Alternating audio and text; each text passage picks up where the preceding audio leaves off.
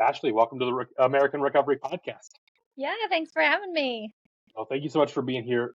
Tell us your recovery story. So just kind of starting out, I'm probably the lead example of if you ever tell yourself it won't happen to you, it probably will. I was an athlete in high school. I was probably the type of person that if you smoke cigarettes, I wouldn't even look at you. That was kind of my thought process. I knew I didn't want to run with that group. My parents struggled on and off with addiction, so I really dove into academics and sports, and so I didn't spend very much time at home. And I didn't use drugs or alcohol all the way through high school.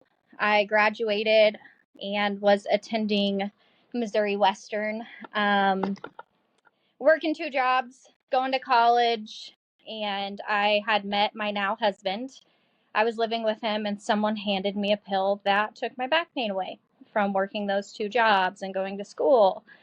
And another day, someone handed me an Adderall, and it gave me the energy I needed to get through the day. And my husband had been an addict since he was, I think 13, because he kind of lived that street life. And he had warned me, he told me all of these things, but whenever you're being handed something that takes your pain away or gives you energy to get through the day, and you're someone like me who never thought addiction would affect you, the time comes whenever you run out or you use them for so many days that you need them in order to just get up and go in the morning. And so that's kind of the path that I took. When I got sick, he was always trying to fix it. So that street chase of drugs again, really began for him. He had actually spent some time in prison and gotten out, and then we had gotten together. So for a while he did really good because he was on probation, but eventually those probation papers were gone, and that's where our addiction really took off. So we moved out of the house that we were obtaining those pills from and moved into our first little own home. But the drugs weren't there. And so again, he was chasing that high, essentially trying to make it to where I could function because I was addicted to opiates and Adderall at this point. So withdrawal from opiates is not easy, especially when you don't even realize what your body's going through. So I would sweat, I'd be shaky, I'd be sick, I'd feel nauseous, no energy. I just wanted to lay in bed all day. And that's when our addiction really took off. We lived in that house for about 3 months until obviously we were spending all of our income on drugs and had to move back in with his mom for a little while. Still working at this point, had dropped out of school, stopped going, and still addicted to Adderall and opiates. Obviously marijuana at that time. Can I go back?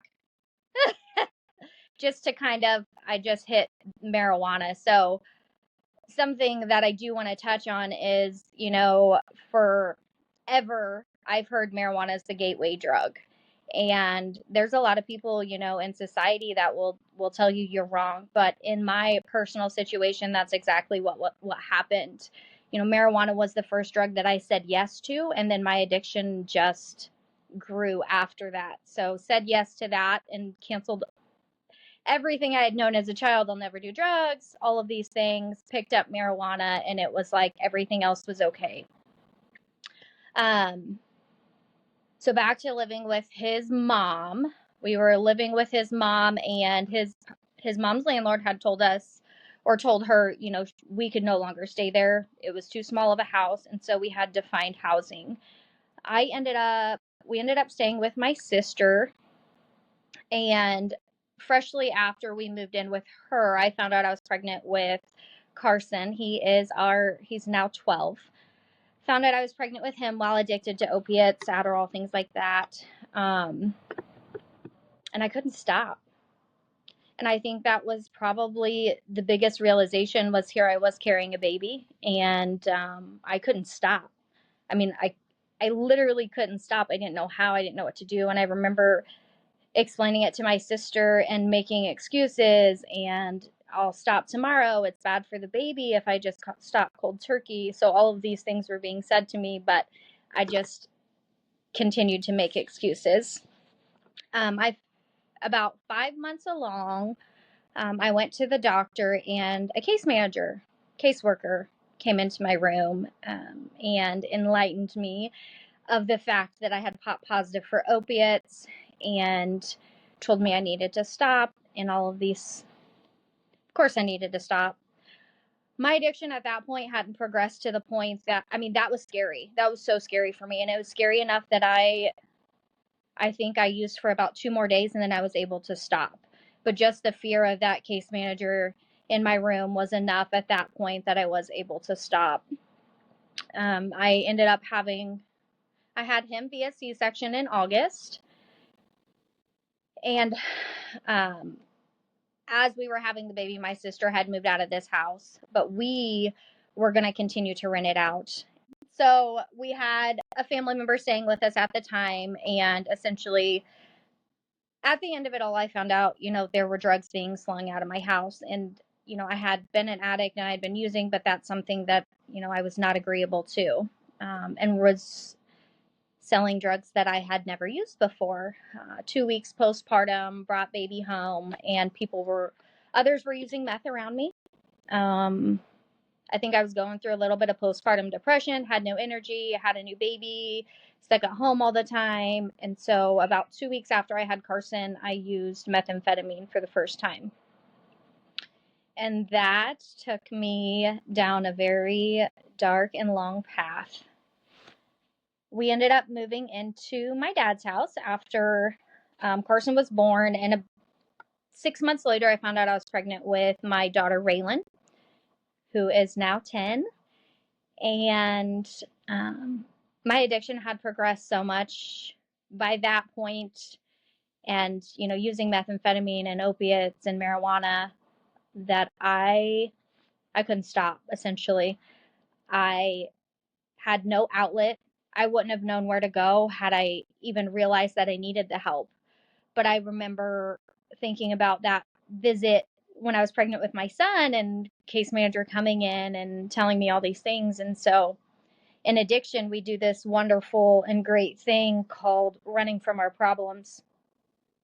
And we forget that they're still going to be there whenever we get sober or whenever we come back to it. And I did that for 8 months with my daughter.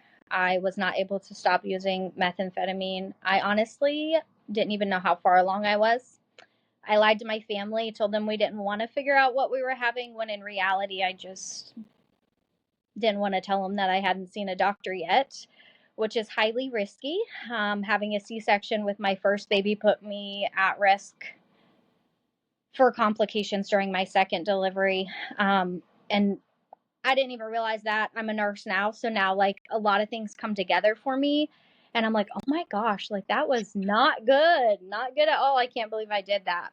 But 8 months along, and I actually remember kind of shutting myself in my room for about 2 to 3 weeks before she came, and just not coming out, not doing anything with anyone, just kind of just laying there, trying to sober up, trying to get through it. And I went into labor and delivered at Mosaic Life Care. So, like, social workers came into my room after her delivery, but I didn't pop positive for anything because I was able to have that little bit of sobriety. Of course, there were lots of questions asked. Why didn't you see a doctor? Things like that. But I was able to take her home on day 3 after my C-section. We had obtained housing in our small town in Elwood, Kansas. And 6 months, I guess, was my lucky number, because 6 months after I delivered my daughter, I was pregnant with my third son, Caleb. And at that point, things had just really, really taken off. Was not able to stop using drugs while I was pregnant with him. Again, didn't see a doctor. Didn't have any prenatal care at all. And at this point, this is going to be my third C-section, so even more risky. I delivered him positive for methamphetamine and marijuana. And on day 2, Kansas Social Services came in and took all 3 of my children. And that's like a really important piece of my story, obviously, because that was what I thought would be my rock bottom, but it most definitely wasn't. But some things to kind of highlight about just the stigma behind addiction and the help that we can give people and all of those things. I was in the hospital for 3 days, and I look back and I could be wrong, but only recall one person that actually looked at me like I was a human being and asked me how I was and waited for the answer and meant it. And all she did was ask me, "Hey, Ashlee, how are you?" And I started bawling. When they took my kids, I was all by myself. They had tricked my husband into coming over, bringing the kids over to Kansas, some state to state issues, things like that. But in a nutshell, pretty much said they were going to do a well check. So he took the children over to make sure they were healthy. And that's when they informed him they were taking the older 2 kids. So he wasn't even with me whenever they came in and took all 3 of the kids. So having that one person that came in, asked me how I was, and I'll never forget, all she said to me was, "It's okay, Ashlee, you'll get them back." And through the postpartum, through them ripping my kids from me, through the withdrawal, through going home with an empty car seat, like, I remember her and I remember her name and I remember that she was sincere to me. And it was the first time, I mean, DCF had already left. It was the first time someone told me that I was even going to be able to get my kids back. And I like to highlight that because that is an impactful piece of my story. I'm now a substance abuse nurse, and I'll touch on that just a little bit later. But so left the hospital, again, stigma, left the hospital with a birth certificate and an empty car seat. I did not leave the hospital with a diagnosis. I did not leave the hospital with resources. I didn't leave with any of that. Like, my substance abuse disorder was never even diagnosed, and it was enough that my children were removed. So, and this was, some 8 years ago. And I'm hopeful that maybe times have changed, but that is something that we miss, in hospital settings and in those situations, is just loving people where they're at and giving them resources. Because I can't tell you that had someone slipped something in my folder that I would have sought treatment any sooner. But what I can tell you is when I was ready and I was flipping through that with a birth certificate of a child I didn't get to take home, what I can tell you is that I would have seen it, and it may not have been as hard for me to find the resource that I needed in order to get the help that I did need. So I don't know that it would have changed anything, but it would have, made that a lot easier. So we discharged from the hospital. They had taken all 3 kids, and I just remember it was a Sunday, and the foster mom who had my older 2 kids, she called me on my cell phone, which, when I say my story is not very often heard of, I mean exactly that. We've been incredibly blessed in our journey, and we've had incredible people be placed in our lives. And if it wasn't for them, I don't know if we would be here. But she just called us, and all she said was, "Hey, my name's Sheila, and I have your kids, and I'm going to tell them that you love them, and they're okay." And that was something that she didn't have to do. She could have built all of these opinions about us, but she still reached out and said, "Hey, it's okay. Your kids are safe." So I slept on a friend's floor post C-section for 2 weeks because we didn't have anywhere else to go, and then ended up, I couldn't even tell you how many houses we bounced around to in this time frame. Friends, sisters, moms, dads, whoever would let us crash there, essentially, is where we went. When they first took the kids, we did stay clean. I don't know, maybe like 6 to 8 weeks or so. And we're like getting visits with our children, and then we would fall off and come back, and all kinds of different things. That's just part of addiction. But there was a time that Sean and I separated. So I want to say they took the kids in April, and in August we separated for 6 months. And I did it a really messed up way.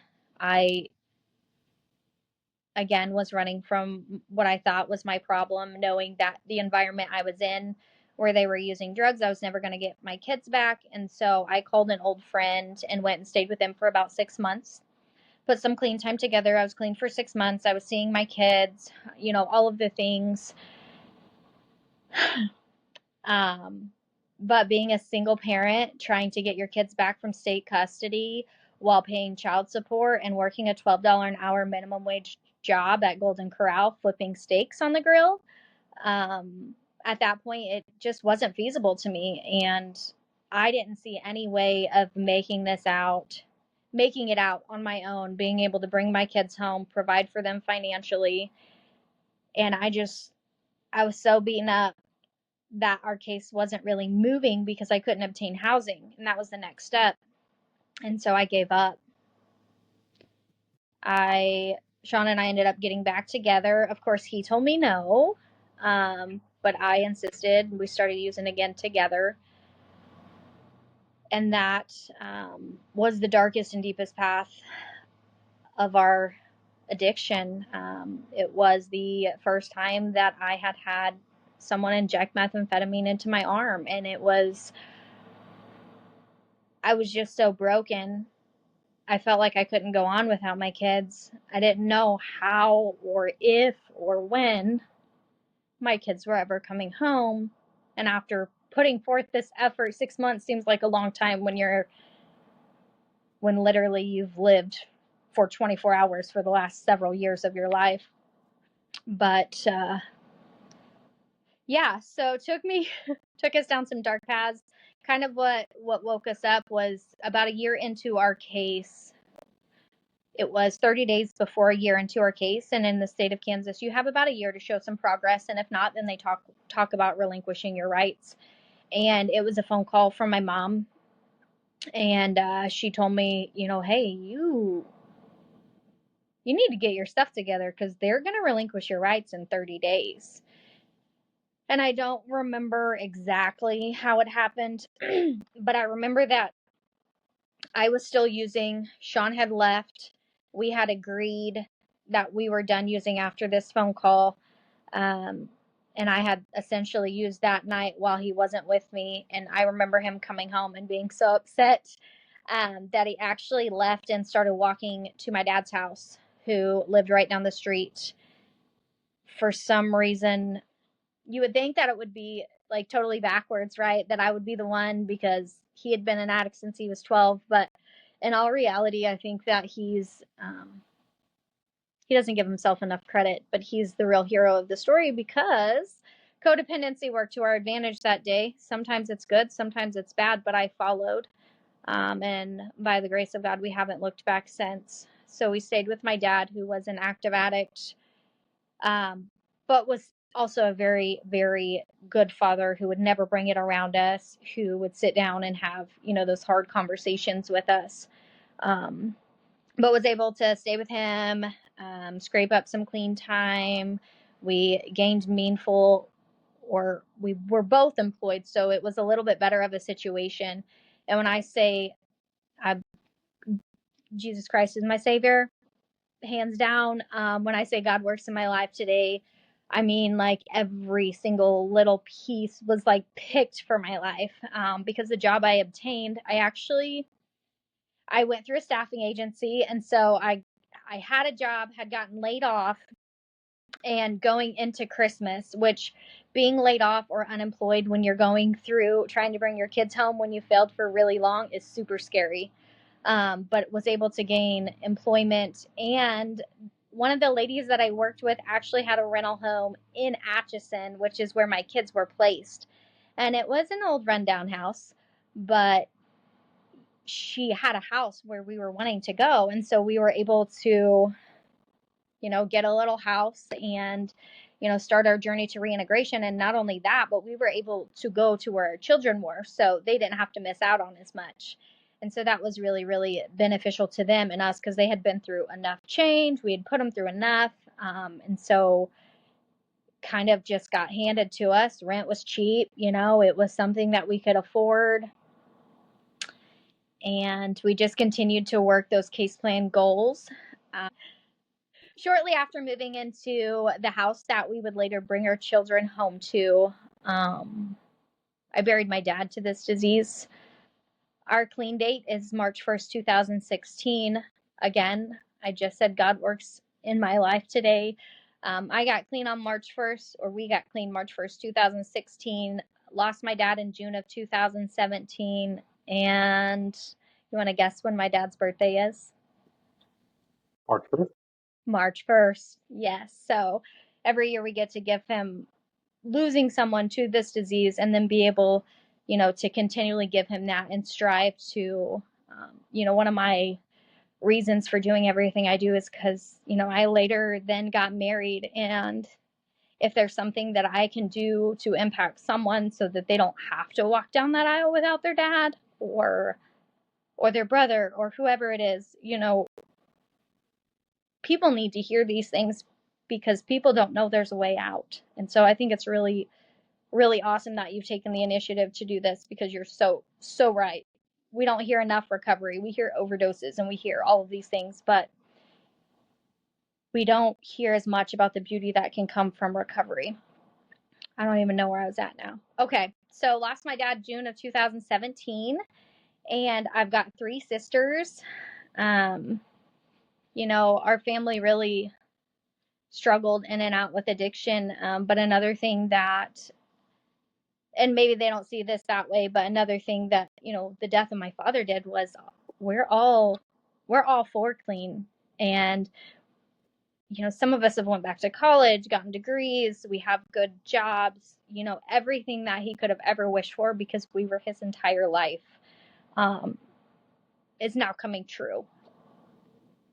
It's sad that it took the death of him, but it did help us to realize where this disease can really take us.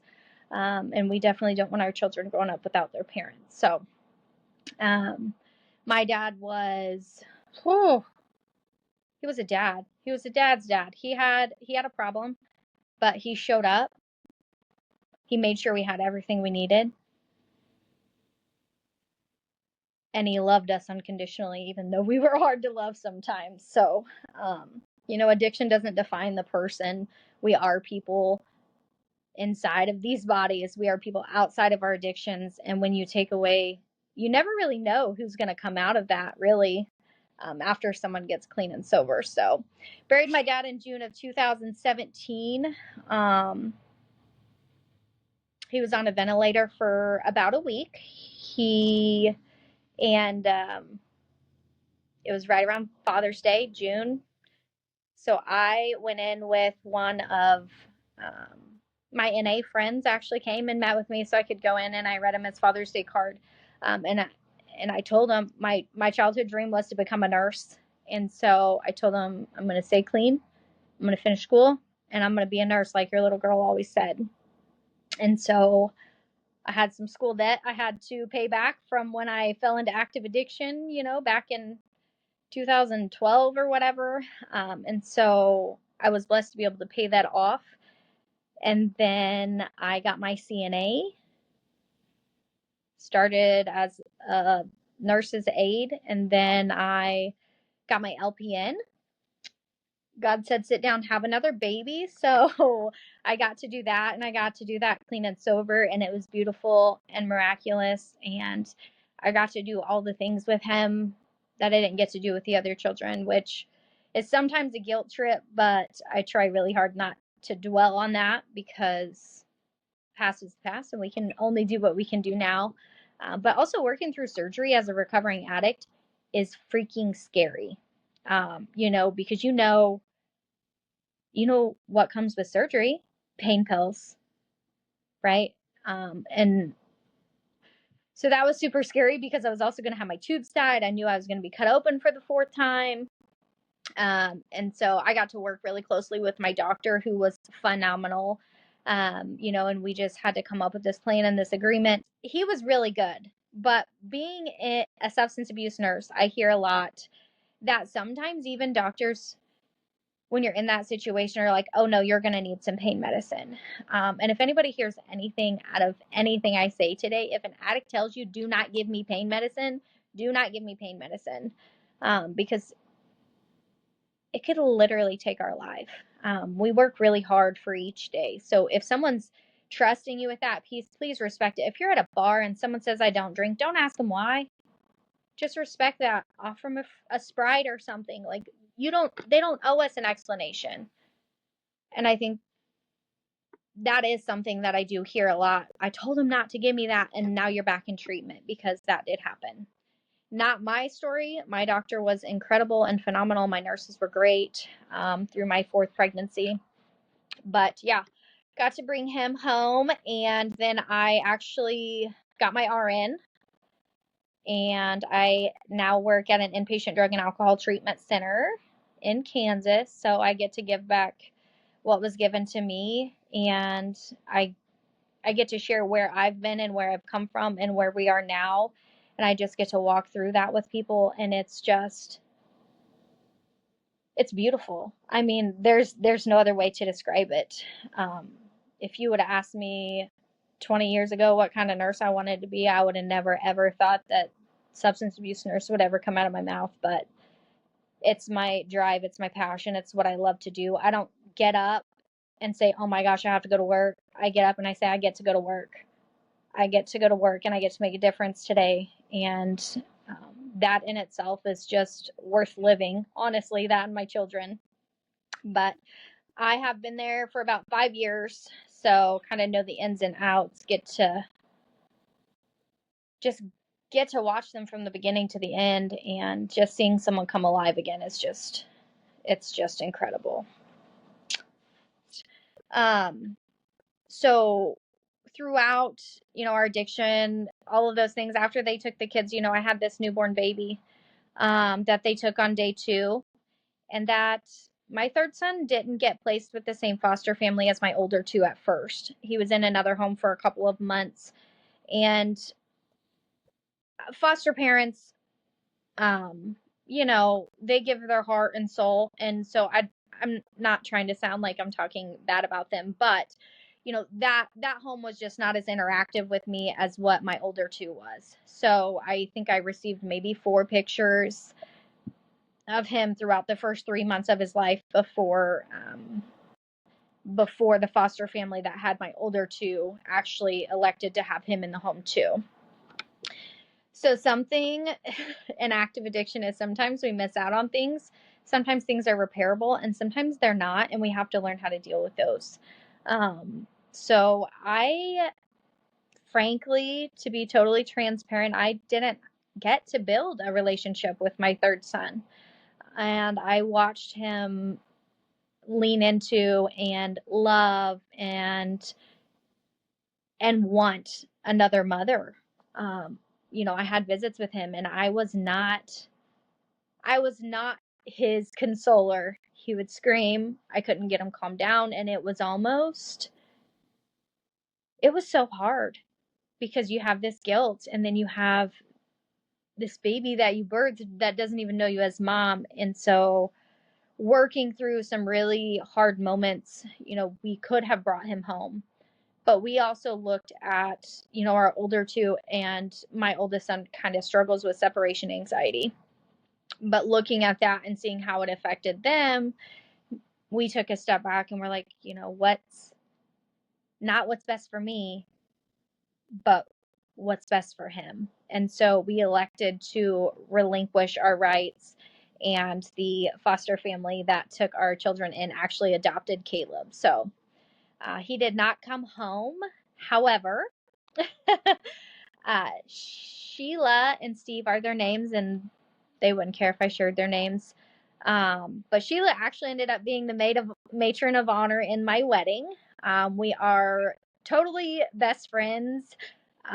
We've talked about building, like having houses next to each other and having McDonald's tunnels so that we could, just share the kids. But she could never have children. Her husband has an older daughter, but so she raises him as her own. And then we go over there like at least maybe once every 10 days. For a while, we spent holidays together. So we were staying the night. We were waking up Christmas morning. We were doing all of that together. And since we've been able to get our own house, those things have kind of changed just a little bit. But totally transparent with our children. You know, he knows why, and he understands why. And it's like this incredibly cool dynamic to, and he's 9, to hear a 9-year-old. He's so intellectual and he's so smart. Um, but actually, Sheila just shared with me. She messaged me and she said, "Hey, has Caleb ever told you what he wanted to be when he got bigger?" And I'm like, "No, but am I gonna cry? Because if so, you need to wait." Um, but he said, "I want to work.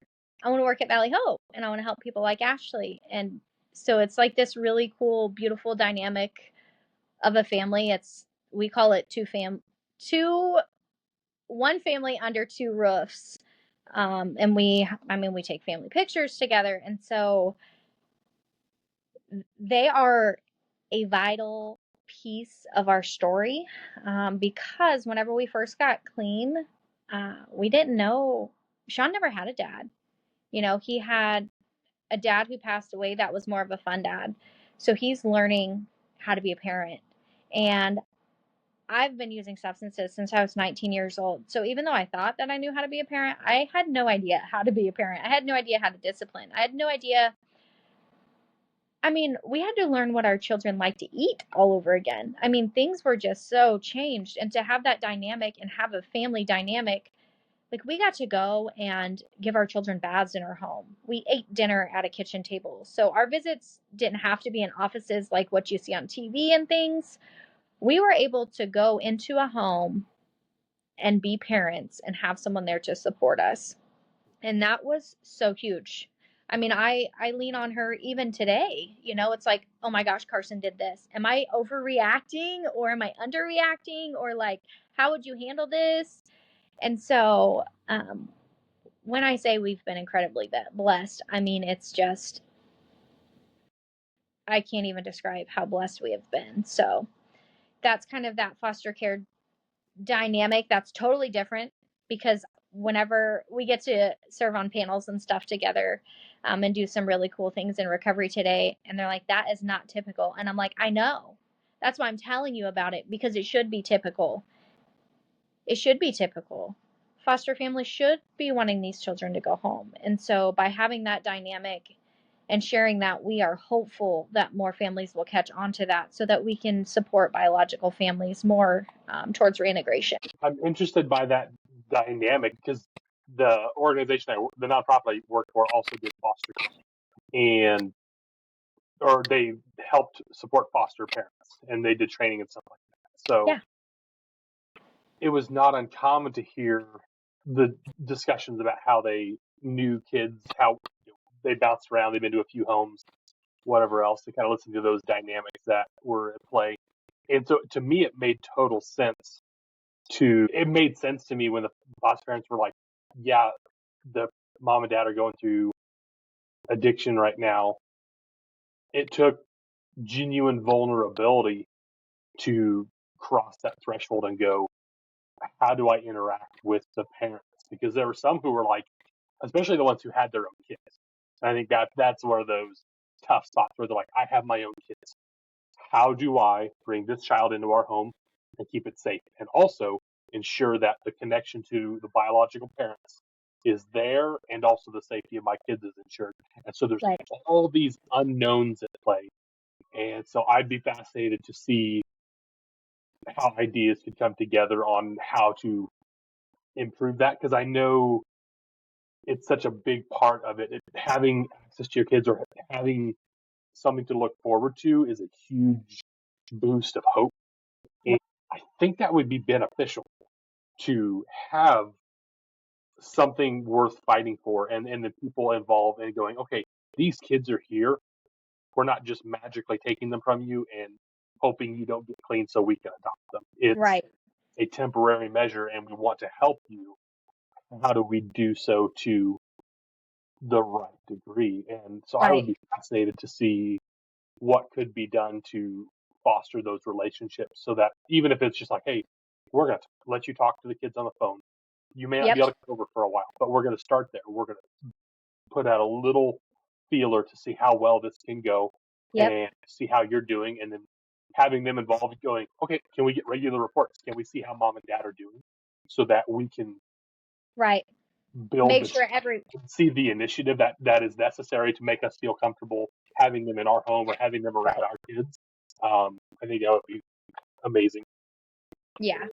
And I think, there is a lot that goes into that. When I say it should be typical, I mean, there's some people that are not safe. There's some people that shouldn't be in your home. There are some people that just aren't ready. If you have other children in the home, that's something you have to be mindful of. And so, Sheila did make sure that we were good, decent people and that we weren't going to harm anything and all of those things. But kind of part of my recovery is early in my recovery, my first sponsor essentially said, if you don't chase your recovery like you chase your drug of choice, then you're probably not going to make it. And I did some shady stuff in my addiction. I was willing to go to a lot of different lengths. And so I do that with my recovery today. I go, we've been all kinds of places. So it started with right now we serve on what we call a parent panel. So our agency that kind of helped us bring our children home, which I think is really cool. And a lot of agencies should do that is, they have a bio parent panel where they have parents who have made it through the system come in and they talk about the struggles and they talk about, what could have went better, what dynamic could have influenced this case in a positive way, because it's so hard because everybody's different. Everybody's recovery looks different. Everybody's life looks different. Everybody's means and the things they have access to looks different. And so what could we have done to make this better? And so that's very rewarding to me. It's something we do like on a monthly basis. We've been doing it probably, maybe about 4 years. And so we actually have the president of our agency and several workers, which is super promising to me because they don't have to be there. They show up because they want to help and they want to figure out what we can do better. From that work group, we actually started what we call a parent mentor program.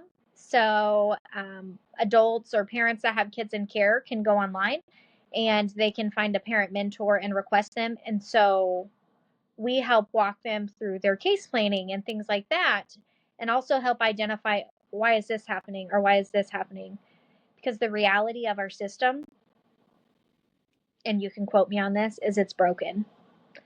Our system is so broken. And I don't think it's not necessarily because people don't have the right motives. It's because it's overtaken. There's too many kids in care, and like you were kind of saying, something to look forward to, something that was beneficial for us. And whether it's meeting at a park or in the home, there is nothing worse than having your visit canceled after you have fought hard for 2 weeks in order to stay clean and for somebody to say transportation's not there. Mm. And I think part of what people miss in that is it's not just my visit, it's my kid's visit. That visit, my child's not getting their visit because of transportation. And so that's a dynamic in our system that really needs to be fixed. Or I don't know. Anyways, so, and then Sean, I don't know if he told you, he served at a national level convening in Washington, D.C. for the National Center on Substance Abuse and Child Welfare, which that was a really cool thing. Never ever thought we would take our whole family to Washington, D.C. But we got to do that as part of our recovery, and it was it was just amazing. And I love connecting with people in recovery. And so was able to like meet another mom there and connect with her. And, we still kind of talk.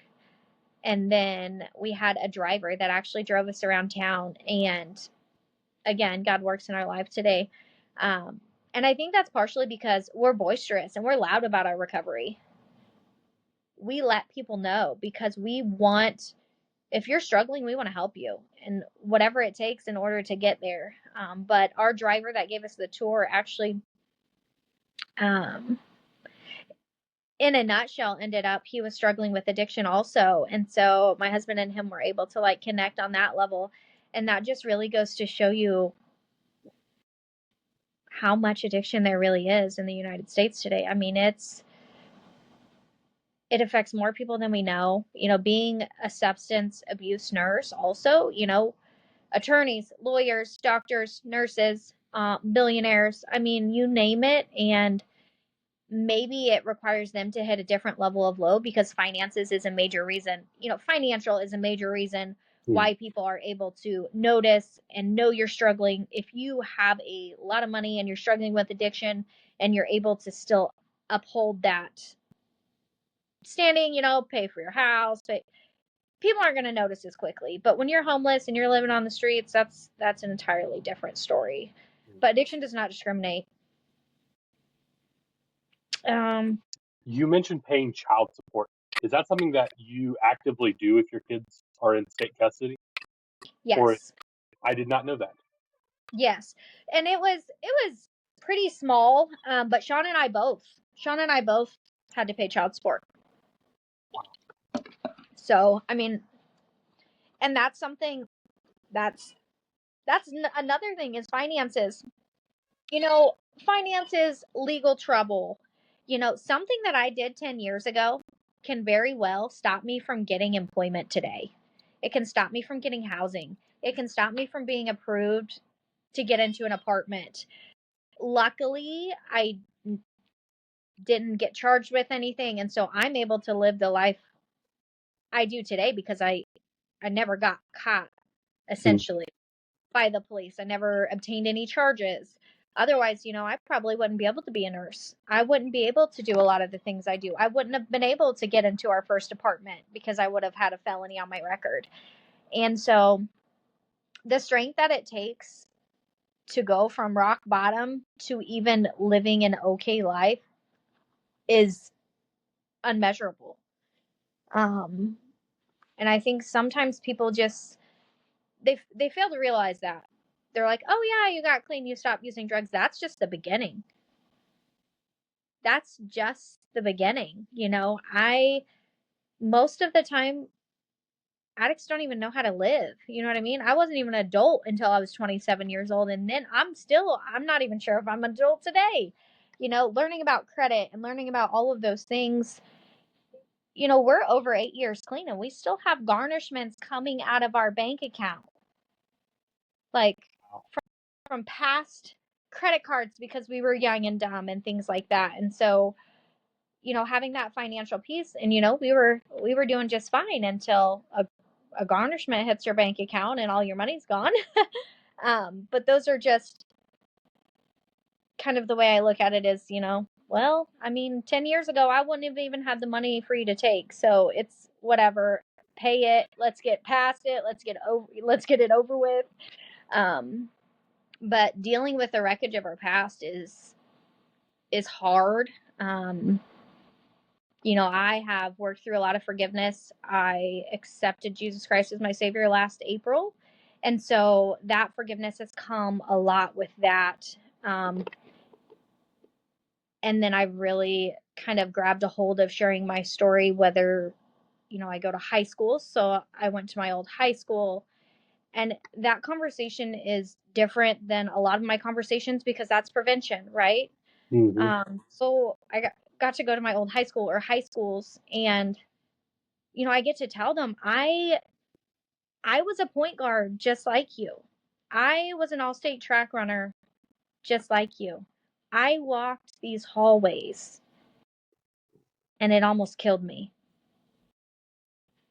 And so it's pretty impactful for me to be able to go back to those people. I mean, lots of them I went to high school with, but it also takes a lot of courage. Everybody in my community, I thank God for because they've been supportive and loved us where we were at. And I don't think that we could have found a better place to raise our children. But my parent attorney, gosh, there's all kinds of just things that just fit together so well. But my parent attorney, when I walked into the courtroom for the first day, who showed up and never even knew she was going to show up. We actually live in her community now and go to the same church. And so she got to watch me give my life to Jesus. And like, it's just this, like, if you get out of your own way, things really can fall into place, but you have to learn to reach out, which is so hard because we're isolating and we're lonely and we're scared. And not only are we worried about other people's opinions, but we have our own opinion of ourselves, and it's not good, and we can barely look in the mirror, and then society tells us we're not worthy. And so, and that happens a lot of places, but thank God it hasn't happened for us. We have so many people that just love us where we're at. I think we've been in this school district 4 years, and I think I've only really had one nasty comment made to me. And I can deal with that. That's fine. Was there a specific person at some point in your life that sort of interceded with your path and redirected, whether it was a mentor or just someone who stood in the gap and said, this isn't the way it has to be? Did you have a kind of a mentor or sort of a hero that you look to and go, I'm so glad they were there? Oh, several. If my husband hadn't left that day and had that strong willpower, then I probably would not still be here. And so, he's my hero for that part. And then I've just had so much.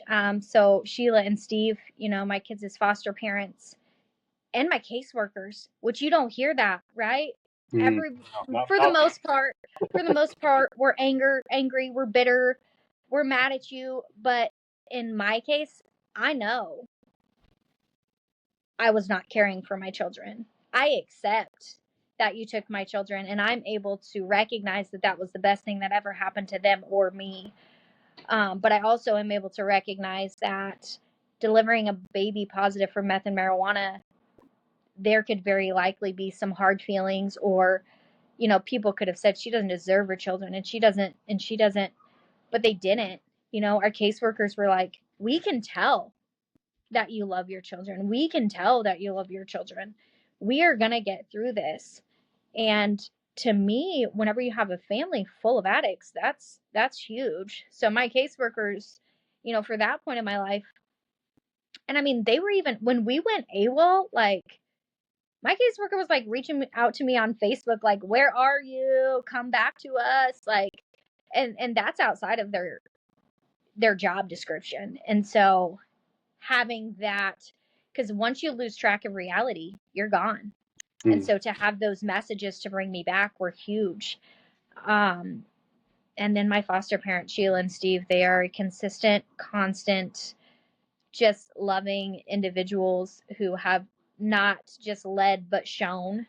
And we've made mistakes, we've messed up, we've handled things differently than them, but they're always there to just confide in and just be there. So I think one of the major comments or things that Sheila said to me was after they removed the kids, and I don't think I touched on this. She made that phone call, but so kids were removed in April, Mother's Day's in May. So on Saturday or Sunday on Mother's Day, she said, "Hey, I'm going to Perkins. Do you guys want to come with me?" And we were literally broke. Like, probably couldn't have even afforded chicken strips. And so, but we were like, no, we're going. We don't care if we have to share an order of fries. We're going. And we showed up there, and she got out of the car, and she got the older two out, and she looked at us and she said, I don't want to keep your kids. I'm just here to care for them until you can care for them the right way. I don't want to keep your kids.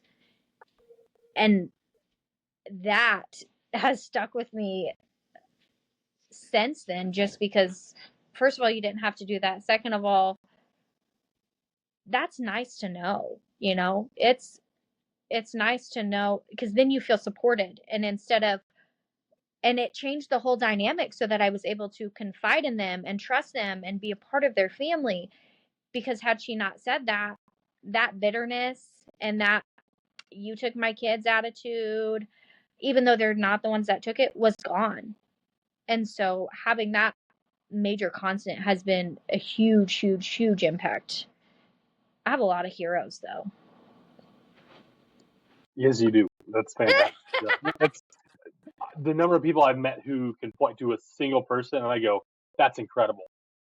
Having multiple people is, I don't want to say unheard of, but it's a phenomenal thing because you look at like how many, if you were to ballpark it, how many different points in your story could things have gone disastrously wrong had Sean not walked down to your dad's house or Sheila not made that phone call and said let's go to Perkins. Uh, how many? I mean, just ballpark. How many different times do you think this could have gone completely off the rails had that event not taken place and that person not taken the action that they took? Oh, I don't even know. Just those actions, it would have changed our whole life. You know, we wouldn't have had anything that we have. I'm trying to think. I mean, it's been a long time, so probably several times. You know, had Sean not left, I'd probably still be using. Had Sheila not reached out, we wouldn't have the friendship and the family that we do or the support. If our caseworkers had not been supportive, we probably wouldn't have finished our case plan and our kids probably wouldn't have come home. I mean, our kids probably wouldn't be home ultimately, or we would be dead, or both. But had we continued down the path we were on whenever Sean said, nope, I'm done, which I admire because he can literally just like, nope. And he gets mad at something. And that's what he did. He turned his anger towards that. And somehow it worked for him. But had he not done that, we would be dead for sure. With all of the friends and people that we've buried to this disease over the last 5 years, I don't know that we would still be here. Did most of yours occur of your journey through addiction occur before the prevalence of fentanyl? Yes.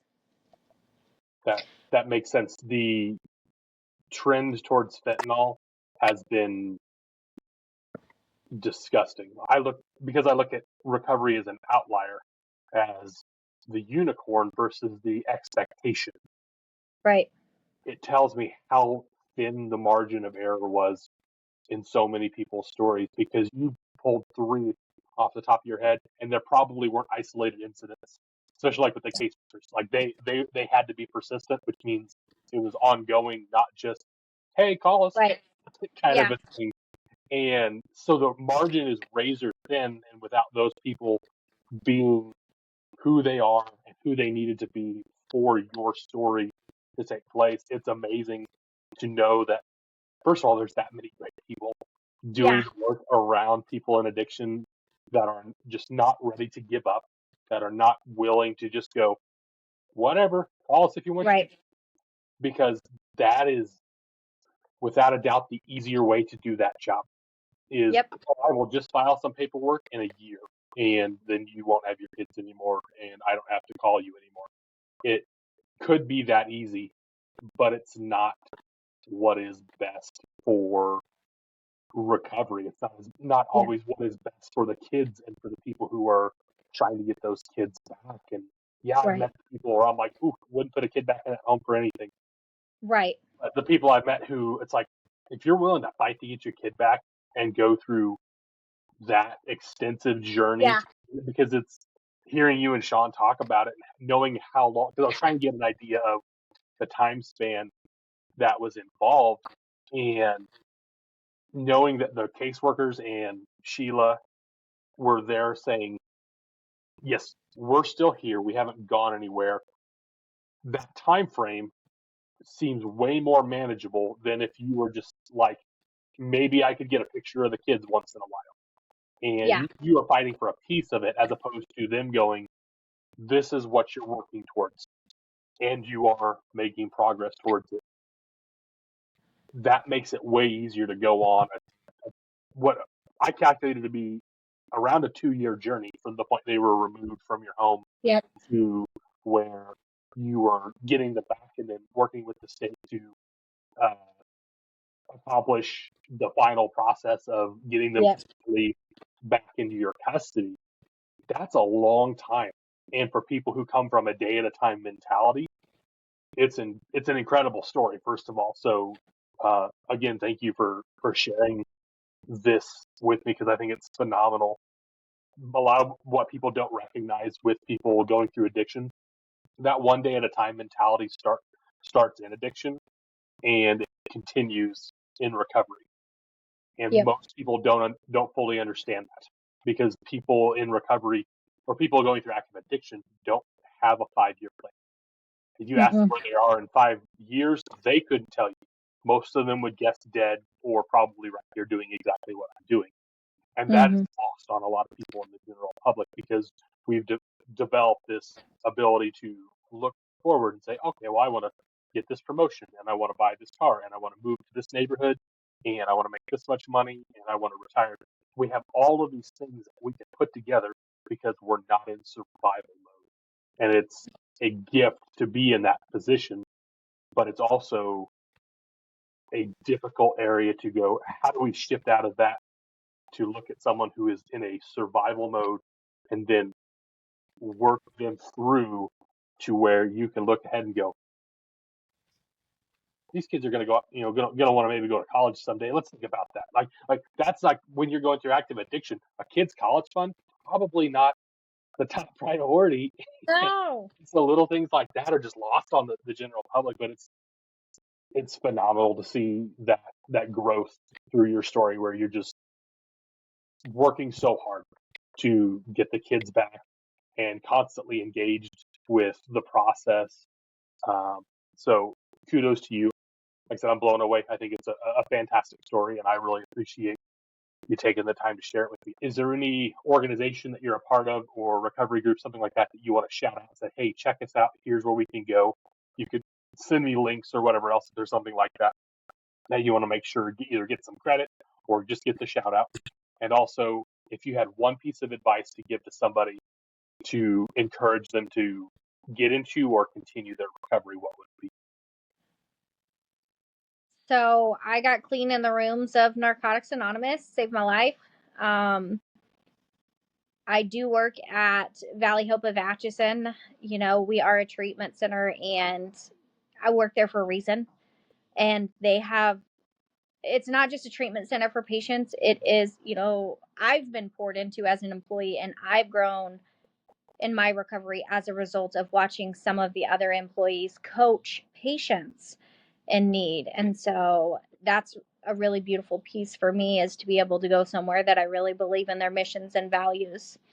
And as far as a piece of advice, just don't give up. We didn't get here overnight. So, we can't wake up and expect our 7 years of destruction to be fixed just because I stopped using today. And I think as addicts, I know for me, we want gratification, right? We want gratification now. And that type of thinking can get you into trouble, because that's false expectations. You can't wake up tomorrow and be an RN. You have to take it one day, 1 second at a time. I wish I knew what movie it was. But there's this woman and they're stuck in a bunker underneath something and they're turning this rod. And it's like, if I can do it for 10 seconds, then I can do it for, another 365 days, because that's how they're keeping track of time. And I always think of that, because if you can just do the next second and you can continually do that, then you're going to get somewhere.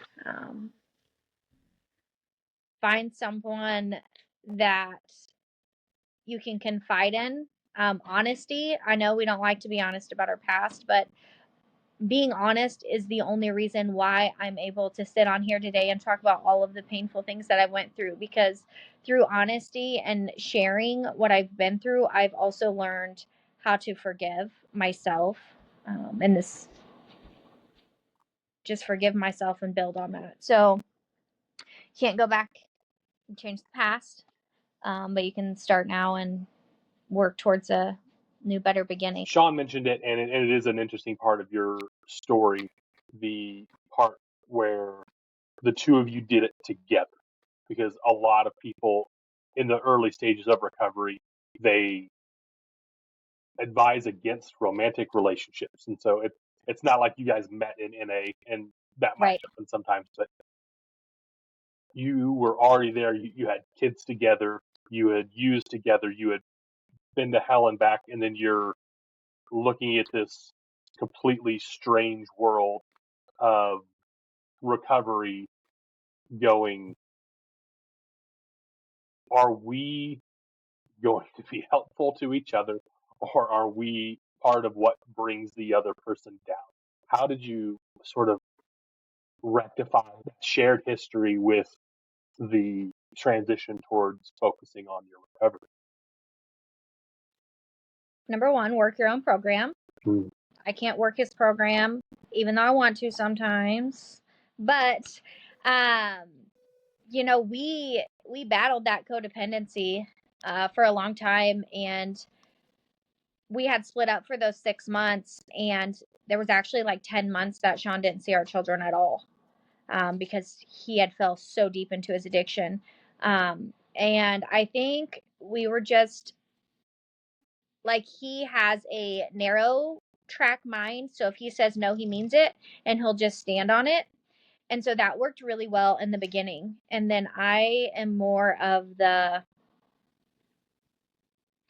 abstract thinker, I guess. I don't really know.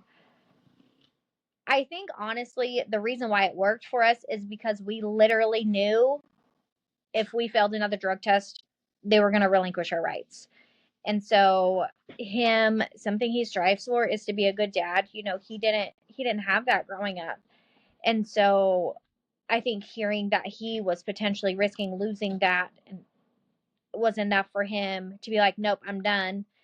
And then I followed. And since then I'm not going to say there wasn't times that I was like, yeah, let's go use today. And he would be no. And then it would be the other way around. And so just, I can't tell you how or why. But I think having our kids on the line was really what pushed us forward. And then once we realized that life can be really this beautiful, it was like, we don't want to go back there. I don't know if that really answers your question. I don't advise it. Whenever I share our story, I tell everyone, don't try it. It wasn't good for anyone because we were withdrawing. We had to go to treatment. That was one of the boxes we had to check on our case plan goal, in which we didn't have insurance. We didn't have money. So the only one we could go to was outpatient. And so we were literally walking across town to go to treatment because our case plan task had to be accomplished. And so I think we dove hard into the program. We started chairing meetings. He worked, his stuff, and I worked mine. And so we kept that separate. And then, of course, we had our home life. So I think the advice of working your own program fits perfectly with your situation, because you are two different personalities in a relationship together. And yeah, to acknowledge anything less than that, or to fail to acknowledge that difference between you, would have been detrimental, because then you are looking to copy someone else's homework, and it's a different quiz. It's a different yeah, set and of a different answers. teacher. Yes, absolutely. And so you end up trying to replicate what someone else is doing without the pieces and the tools that you need to Right. accomplish it. And I think that's fantastic advice. And I'll be honest, that's exactly what I was looking for. Okay. So I'm very optimistic. And I think that's the reason why, that's a lot of the reason why grateful. Really. I'm just grateful. Whenever you're in recovery and you've literally eaten out of dumpsters, that electric bill that's going to be 10 days late because your kid was sick and you had a hospital bill is not that big of a deal. And so I'm just incredibly grateful for the life that I get to live today. Oh, another another just short piece of advice. Early in my recovery, I was literally like sitting there complaining about, I have to go see my kids and I have to go drop a urine drug screen and I have to go to treatment today and I have to go to a meeting. And when all reality, nope, you get to do those things, Ashlee. You get to go see your kids and you get to go to work and you get to go to a meeting because you're not dead. And that in itself is something to be grateful for. So, Awesome. yeah.